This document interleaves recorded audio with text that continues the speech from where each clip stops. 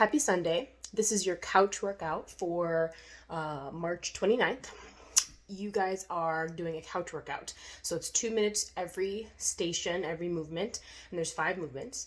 So it'll take you about 30 minutes. If you want to add a little bit of transition time, if you have like a timer and you want to wait till you get set up in like your squat you're going to do, and then start your timer, you can do that. So it might take you a little bit longer if you add in transition time, or you might just have a running clock. But all you need is your couch or a chair or something like that, and then maybe a pack and maybe a dumbbell, but we'll see. Okay, first movement is going to be a star kneeling side plank. So we're going to be on your forearm, going to be on your bottom knee.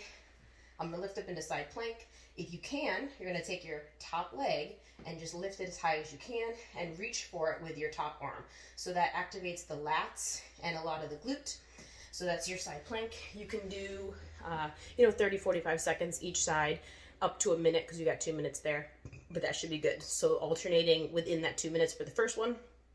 The second movement is going to be a Bulgarian split squat, or as I like to call it, a back foot elevated split squat. So I'm going to measure from the couch, 1, 2, 3 of my feet, maybe a little bit more. So sometimes I do like 3.5. And then you just put your back foot, like midfoot, on the couch. I've removed the back cushion. When you're doing this, lower is always better. So it does not have to be very high. So something very small, maybe on your stairs, like the second step would be perfect. So when I do this, just what it looks like, dropping down to the floor. So just so you can see, my knee is almost right below my hips, maybe a little bit behind. It shouldn't be a huge stretch. When you're down here, if you're like, holy shit, my quad is on fire, go lower, or maybe even just standing and doing a lunge up and down that way without using the couch is perfect. The other thing when you're doing this is the knee. My knee should be above my midfoot, not above my toes or even beyond my toes. So a little bit further back, just like a traditional lunge. So that is your split squat. If you want to add some weight to it, you can hold a pack or a dumbbell in that goblet position. You can also put something under your foot. So either the couch cushion or a couple books or a yoga block, and do it that way. So that way I get more depth. The couch cushion, of course, is going to make it more unstable, so that's more challenging. As always, the reason for that movement is to train you to put more weight in your front leg, which you should be doing anyway in your lunges. So all of the work should be done by the front leg. The back leg is just a stabilizer, okay? The third movement is going to be crawling. So just crawling around your living room, around your couch. I'm going to start in tabletop, lift the knees, and then just take a little tiny steps, just crawling around. If you have like a little stair or something to go over, that's kind of fun.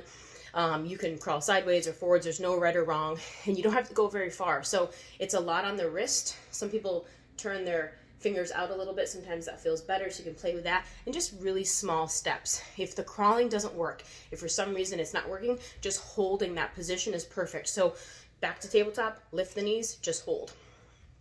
After that, you're going to do a sprinter push-up on the couch. I absolutely love these. So I'm going to set myself up in plank. I'm going to put 1 foot forward and perform a push-up that way. As you do this, obviously alternate your legs whenever you want.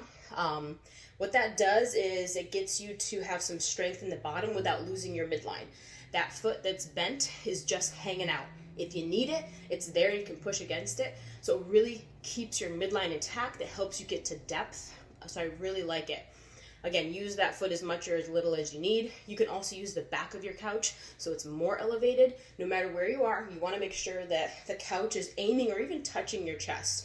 A lot of times when people do box push-ups, their face is sort of going to where their hands are. So we want to still make sure that we're doing a good push-up. So you have that leg there for support or not. It's hard or easy. It's really tricky. It's a good one. After that, we're going to do onto the couch cushion. So we used to do these in boxing. I know we have one of these at CFS. So running in place, We call it like running in sand or whatever. If you've ever seen that really like big cushion at CFS, that is what it's for. So you're gonna do that for 2 minutes. 2 minutes is a long time to do that. So if you get bored, you can like kind of mix it up or something, do some jump squats, some really shallow jump squats on the pad too. And so just stabilizing. You definitely don't have to go to depth when you're doing a jump squat. You go a little more shallow. But those are your 5 moves. So 3 rounds. It'll take you about 30 minutes. Again, adding transitions in if you need.